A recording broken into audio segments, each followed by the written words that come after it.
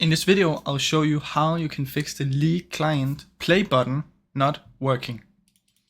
So basically these days I've been having issues with making a lobby and pressing play. Usually if I press the play button up here, nothing will happen. It's just gonna be completely unfunctional. It will make the sound, but nothing will happen. Now what I do to fix this, I've already fixed it today. It's a temporary solution. For some reason you have to do it like basically every day. But what you need to do is press the Windows key, type in Task Manager. Once you're in here, click on Details, and everything should pop up right here. Click on something. First, search for L.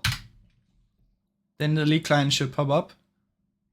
End task on leagueclient.exe and process. Click again, press R, scroll down until you find Riot Client Services, end task, end process. Now your League and your Riot client should be completely closed down.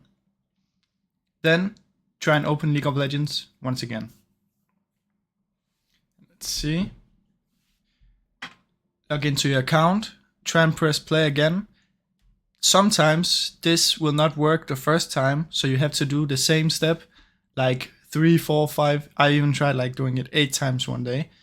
But eventually it will work.